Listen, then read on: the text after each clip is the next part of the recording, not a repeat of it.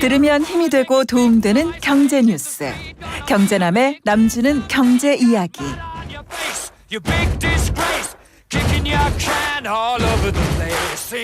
네, 이분이 열심히 공부하고 배워서 남 주는 거 사실 알고 보면 이분한테 돌아갑니다. 그만큼 또 인기도 올라가고요. 또 여러 가지 활동도 많이 하시니까요. 요즘 이제 YTN TV 라디오 가리지 않고 모두 섭렵하고 있는 경제남 권혁준 평론가입니다. 어서 오십시오. 네, 안녕하십니까, 권혁준입니다. 네, 이렇게 경제남 하면 더 부담될 것 같아요. 아니 물가가 왜 이렇게 올라라고 사람들이 물으면 제가 올린 거 아닌데요. 해야 될 것 같은데. 자, 물가 얘기 오늘 주제로 갖고 오셨습니다. 네. 올라도 너무 올랐다. 네. 예, 이런 소리가 들려요. 이게 지금 올해 3월 기준으로 봤을 때 소비자 물가 지수가 3.1% 상승했는데 네. 뭐 예를 들어서 이게 전년 동월 대비 항상 얘기하거든요. 네. 그러니까 예를 들어서 뭐 작년 3월에 내가 1,000원 주고 물건 샀다 그러면 이번 연도 3월에는 사실 이제 1,031원 주고 산 거거든요. 맞아요. 그럼 이렇게 피부적으로 별로 안 오른 것 같은데 이렇게 네. 말씀하세요. 근데 사실상 소비자 물가 지수가 3.1%. 근데 우리가 피부로 느끼는 생활 물가 지수는 맞아요. 이거보다 훨씬 더 많이 올랐죠. 올랐습니다. 특히 이제 우리가 먹는 거 빼놓을 수 없잖아요. 신선 식품에 대한 물가 지수는 굉장히 높은데 네. 식품은 5.2% 올랐고요. 신선 채소 11%나 상승했습니다. 아이고. 그러니까 우리가 피부로 느끼는 물가 지수는 굉장히 높은 거죠. 맞아요. 그다음에 선거 때도 채소 물가 같은 것들이 정치 쟁점화돼서 맞아요. 네, 그랬거든요. 그리고 많은 주부님들이 이제 고민하시는 게 교육비잖아요. 네. 예, 교육 물가도 있는데 이게 작년 12년 만에 사실상 작년 기준으로 네. 크게 올랐습니다. 이게 3.9% 사실 증가되면서 12년 만에 최고치로 오른 거거든요. 그러니까 학원비도 오르고요. 예. 뭐 밥 사 먹는 돈도 오르고 월급은 안 올라요. 예, 이렇게 힘드신 분들이 지금 경제남의 목소리를 애가타게 기다리고 있는데 네. 자, 오른 건 알겠습니다. 뭐 네. 이거 말고도 지금 뭐 외식비도 올랐고요. 닭 네. 시켜 먹기도 겁납니다. 그런데 왜 오른 겁니까 이거? 이게 뭐 이미 다 알고 계시겠지만은 기후 변화 때문에 그렇고요. 뭐 일반적인 내용이지만은 어쩔 수 없죠. 뭐 팩트니까 그게 농작물 작황이 안 좋아요. 일단. 그렇죠. 생산이 많이 안 된 거죠. 예, 그래서 이제는 사실 가격이 좀 뛸 수밖에 없고 두 번째는 역시나 이제는 국제 정세, 그러니까 지정학적 리스크 때문에 그렇습니다. 전쟁들. 네. 전쟁이죠. 그래서 이런 유가가 뛰면은 물건값이 다 오를 수밖에 없거든요. 네. 그래서 많은 분들이 물어보세요. 뭐 물가 언제 진정이 될까요? 언제 좀 살만해질까요? 네네. 그럼 제가 항상 말씀드리는 게 지금 전쟁을 먼저 보시라. 네. 왜냐하면 전쟁에 대한 이슈 때문에 유가가 계속 들썩이니까 맞아요. 그러니까 물가 자체가 내려가질 않는 거예요. 그래서 네. 사실 이제 많은 분들이 전쟁이 나랑 무슨 상관이야? 그렇게 생각하지 마시고 아닙니다. 네, 내 일상에 크나큰 영향을 줄 수밖에 없는, 특히 이제 중동 쪽이다 보니까 더더욱 그렇고요. 네. 세 번째가 이제 사실 기업들에 대한 얘기도 있습니다. 그게 네. 뭐냐면 한국은행에서 조사를 했는데 이제 보고서를 냈어요. 네. 그러니까 월 상품 가격 유지 기간이라는 게 있습니다. 예. 한마디로 가격 하나 정하면 이게 어느 정도 유지되느냐. 네. 이게 약 9개월에서 6개월로 단축이 됐습니다. 그러니까 자주 가격을 변동했다. 이상하네요. 예, 주로 인상이겠죠. 주로 인상이죠. 네. 그래서 사실상 이제 기업들도 원자재 가격이 오르다 보니까 뭐 물건값을 계속 올려왔다 이렇게 보시면 됩니다. 예, 그 중에서 사실 피부에 와닿는 거는 먹거리 네. 중에서도 농작물입니다. 이거 오르면 좀 사람들이 분노해요. 왜냐하면 맞아요. 시장 가서 가장 눈에 보고 손으로 만져서 사는 건데. 네. 자, 사과 얘기를 빼놓을 수가 없습니다. 네. 저는 아직도 뇌리에 박혀 있습니다.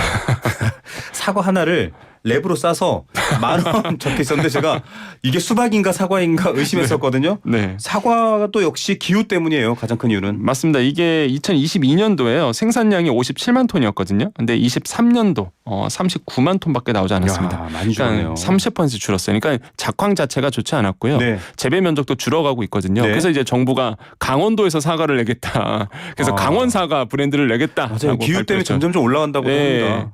그래서 지금 이제 생산량을 늘리기 위해서 노력하고 있는데 네. 이게 그럼에도 불구하고 생산량이 준 게 올해나 작년뿐만 아니잖아요, 사실. 예전에도 30만 그랬죠. 톤대로 뚝 떨어진 적이 네. 있었어요. 그때는 완만하게 떨어졌고요. 천천히 떨어졌고.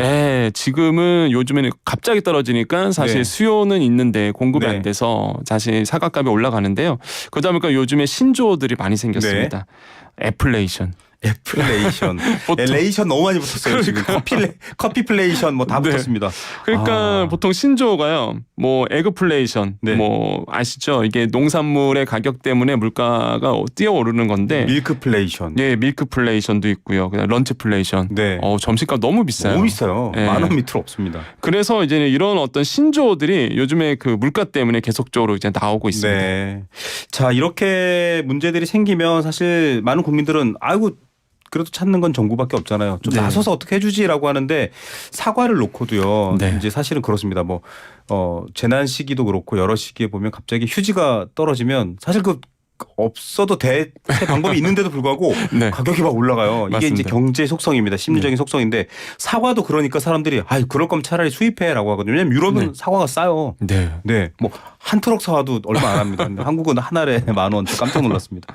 그런 얘기도 나오거든요. 근데 이것도 네. 쉽지 않다면서요. 너무 쉽지 않죠. 왜냐하면 뭐 결론부터 말씀드리면 안 되는 건 아니에요. 네. 사실 뭐 하면 하겠죠. 하지만 엄청 오래 걸립니다. 오래 이게, 걸린다? 예, 네. 미국이요. 93년도였어요. 1993년도에 우리나라에 사과 수출하겠다고 노크를 네. 했습니다.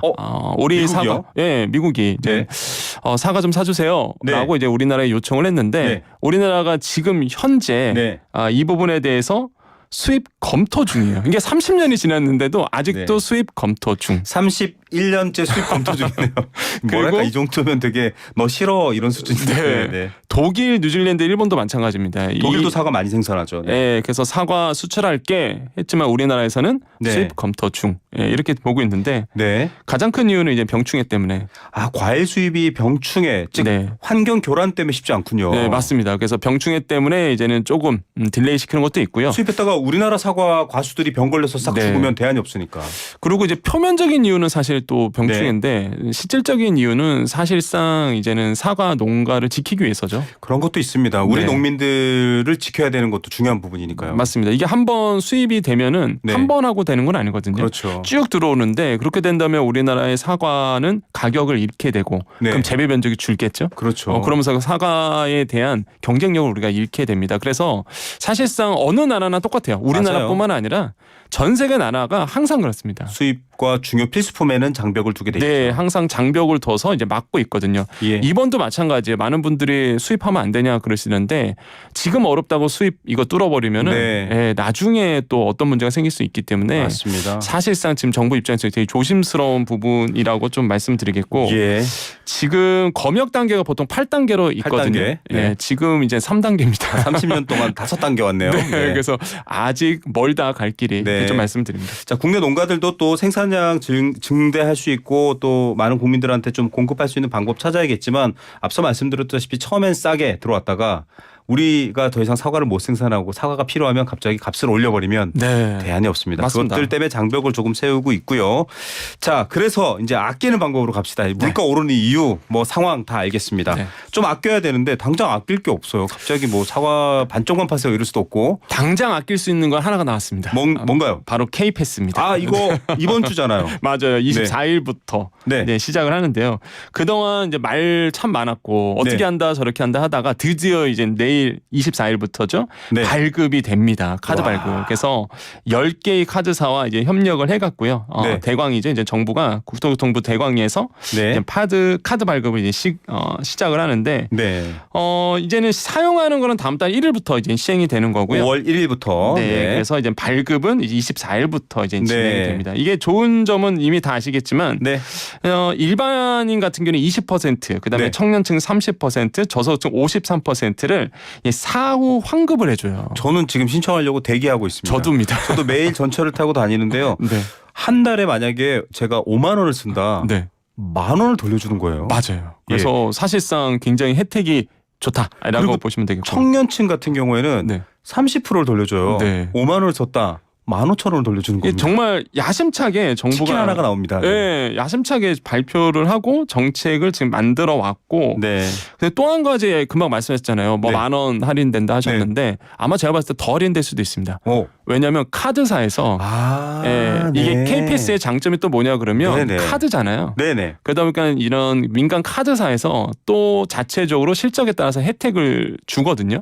그렇군요. 네, 그거까지도 따져 보셔야 돼요. 나 이미 알뜰 교통카드 있는데 뭐 이거 또 해야 돼라고 하시는 분들은 어떻게 해야 됩니까? 하셔야 돼요. 이게 알뜰교통카드 있으신 분들 네. 회원 전환을 좀 하셔야 됩니다. 네, K패스로. 회원 전환. 네, 이렇게 회원 전환을 신청하셔야지만 사실 이제 쓸 수 있고요. 그 다음에 이런 분도 있어요. 아, 나는 알뜰교통카드도 없고 저 같은 케이스예요. 네. 저는 뭐 알뜰교통카드 없거든요. 기후 동행카드 쓰시잖아요. 네, 기후동행카드. 제가 늘 부러워하는데 저희 썸네일로도 나갔습니다. 아, 그런가요? MC 폭주 이렇게 나는 왜 안 되나. 예. 그래서 이번에 제가 K패스 카드를 신규 발급할 수도 네. 있잖아요. 그 신규 발급한다 그러면요. 일단은 24일부터 30일까지 알뜰교통카드에 가입을 먼저 하셔야 돼요. 네. 그런 다음에 이제 그래야지만 전환을 하셔야지만 네. 알뜰교통카드 혜택과 K패스 혜택을 모두 이제 적용받을 수 있게 됩니다. 예, 사실은 이렇게 대중교통을 확대하는 이유도 여러분 아실 겁니다. 기후 때문이고요. 또 차량 운행이라든지 개인 자가용을 줄일수록 훨씬 더 국가 에너지라든지 기후에 이득이 되기 때문에 이런 혜택을 드리는 거고요. 뭐 일석이조잖아요. 맞습니다. 저는 뭐 월 교통비 20% 돌려준다. 갑자기 돌려받으면 이건 없던 돈이 생기는 것 같으니까 맞습니다. 좋고, 저소득층 같은 경우에는 53% 이건 좀 실질적으로도 도움이 되실 수 있어서 네. 꼭 하시기 바라겠습니다. 자, 대중교통비 지원 뭐 여러 가지가 있습니다. 지자체별로 다르고 앞서 기후동행카드 얼마나 인기가 많냐면요. 제가 경의중앙선 경기도 일산의 풍산역에 내리는데 네. 덕지덕지 붙여놨어요. 기후동행카드 안 됩니다라고. 그래서 알고 있으니까 좀 그만 붙여. 근데 왜냐하면 그만큼 관심들이 많으시다는 거예요. 좀 지자체별로 비교해 주시죠. 네, 대중교통비 이제 지원이 좀 비교를 하셔야 돼. 이게 너무 복잡해요, 사실. 뭐 네. 서울도 있고 인천도 있고 경기도 그렇죠. 있고 그런데 일단 국토부의 K패스는 이제 전체 다 되죠. 네. 사실 4호 환급 방식이에요. 네, 그래서 시행일은 5월부터고요. 네. 전 연령 대상합니다. 근데 청년은 19살에서 34살. 네, 근데 특징이 뭐냐 그러면 네. 이게 15회 이상, 그 다음에 네. 월 최대 60회까지예요. 예. 이게 사실 K패스의 이전 단점으로 좀 볼 수가 있겠죠. 60번까지 받기는 안 된다. 예. 네. 그리고 이제는 대신에 경기 패스랑 네. 인천 아이 패스가 있습니다. 네. 아까 우리 YTN 잠깐 방송에 네. 광고에 나오더라고요. 나옵니다. 예. 네. 저희가 뭐 워낙에 저희 경기 서울에서는 네. YTN 독보적입니다. 맞습니다. 청취율 조사 기간입니다, 여러분. 네. 네, 더 경기 패스. 네. 아까도 나왔지만은 이 4호 환급 방식이고요. 예. 근데 이게 K 패스랑 다른 점이 지원 횟수 제한이 없어요. 비슷합니다. 혜택도 거의 숫자가 예. 비슷한데 횟수 제한이 없습니다. 예, 그래서 네. 이제는 경기도에 사시는 분들은 요거 꼭 알아보시길 좀 말씀드리고. 18살 이하 어린이 청소년은 연 24만 원 한도로 별도로 지원도 있습니다. 그리고 청년 나이도 다릅니다. 39세까지. 39세까지. 예. 저희 아이가 집에 가서 잔소리해야겠네요. 이거 빨리 신청해. 그리고 그런 다음- 인천도 있죠. 네, 인천도 있어요. 아이패스라고 있는데요. 거의 경기 패스랑 비슷합니다. 근데 네. 약간 다른 게 일단 기후동행 카드와 연계가 지금 8월 달에 시행을 예정 앞두고 있거든요. 네. 이게 또 경기 패스랑 좀 다른 점이에요. 네. 인천 같은 경우에는 지금 이제는 그 기후동행 카드죠. 서울시. 예. 이거랑 이제 8월에 지금 연계할 예정으로 있거든요. 예. 뭐 진행 상황 보셔야 되겠지만은 이런 계획도 있다 보니 네. 요것도 또 메리트가 좀 있어 보여요. 알겠습니다. 서울시 기후동행 카드는 이미 다 아실 워낙 거고요. 많이 알려드렸습니다. 자, 근데 나는 어쩔 수 없이 차량을 이용해야 됩니다. 운전해서 다닐 수밖에 없어요라고 네. 하시는 분은 그러면 알뜰하지 못하는 겁니까? 그렇지는 않잖아요. 네. 그래서 이제는 뭐 차를 가지고 다니시는 분들을 위한 팁 좀 드린다 네. 그러면 일단 카드사는 아마 다 쓰실 겁니다. 카드에 있는 뭐 최대 뭐 주유비 할인 혜택. 예, 주유비 할인 혜택 많이 쓰실 거고 포인트도 당연히 쓰실 네. 거고 그다음에 할인 카드는 실적 꼭 체크를 하셔야 되는 게 좀 맞아요. 단점이죠. 전년도 이용 금액에 따라 네. 되는 겁니다. 그다음에 전년도가 이제- 아니라 전월 죄송합니다. 예, 그런 다음에 이제 플랫폼을 이용하시는 거죠. 이 오피넷. 예. 네. 예, 그래서 오피넷을 통해서 조금 더 이제 싼 주유소를 찾아가는 것도 하나의 좀 팁이라고 말씀드리겠고. 심지어는 요새 내비게이션에 네, 주유소가 쫙 뜨면서 가격이 다다다닥 떠요. 맞아요. 네, 그래도 조금 싼데 예를 들어 네. 너무 먼 곳은 오히려 기름값이 더 들어가니까 맞습니다. 적당한 위치에서 좀 싼 데를 골라가야 된다. 네. 그리고 요즘에 전기차 많이 타시잖아요. 네. 그래서 전기차도 단가가 다 다릅니다. 네. YTN 이 건물이 네. 정말 싸요.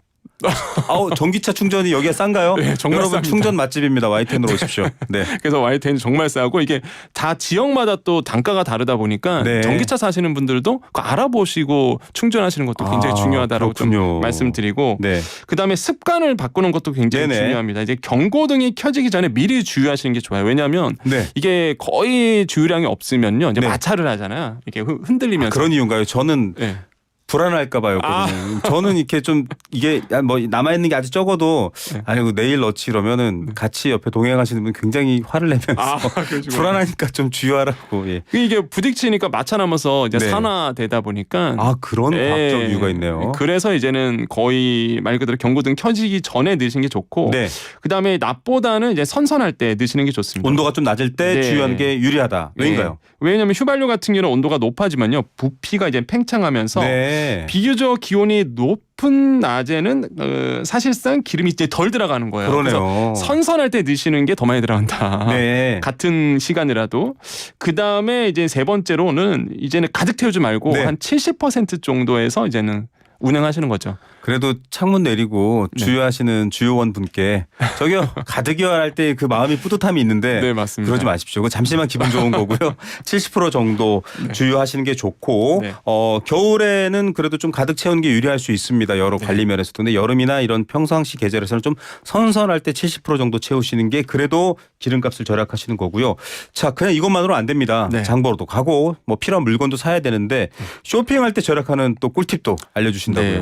네. 기업들이 이제 이런 걸 통해서 마케팅을 많이 하는데요. 네. 마케팅 전략을 몇 가지 말씀드리면 아마 아실 거예요. 아 내가 네. 피해가면서 좀 세이브할 수 있겠구나. 네. 첫 번째 매장을 가면요. 항상 이제 클래식이라든지 네. 느린 음악이 나옵니다. 네, 그렇죠. 그 왜 그러냐면 사실상 이렇게 느린 음악이 있으면 매장에 여유롭게 오래 쇼핑을 하세요. 머물러라. 예, 그렇죠. 오래 머무르면 일단 돈을 쓰게 됩니다. 네. 이게 정말이에요. 이제 네. 과학적으로 증명이 되다 보니까 그래서 구매 확률이 높아요. 그래서 딱 필요한 것만 사시는 게 굉장히 중요하겠고 그다음에 눈높이를 조심하셔야 돼요. 항상 눈높이에 아이 레벨에 있는 것들. 마진이 높은 제품만 항상 진열이 돼 있습니다. 그게 마진이 높은 거였군요. 네, 기업들의 입장에서. 저는 계산대 앞에서 물건 올리다가 네. 고개를 싹 돌리면 거기 이렇게 과자류들 있잖아요. 맞아요. 꼭 2개씩 집어요. 네, 그러니까 그런 것들을 이제 좀 조심해야 되겠고 네. 근데 말씀하셨어요. 주말장. 네. 왜 그러냐면 주말장이 실제 가격이 좀 더 높은 게 있습니다. 맞습니다. 심리적으로도 왠지 네. 주말에 막 뭐 사서 그래도 쟁여놔야 될 것 맞아요. 같고 이러니까요. 식재료나 뭐 청소용품이라든지 아이들 과자 같은 거 금방 네네. 하셨던 이게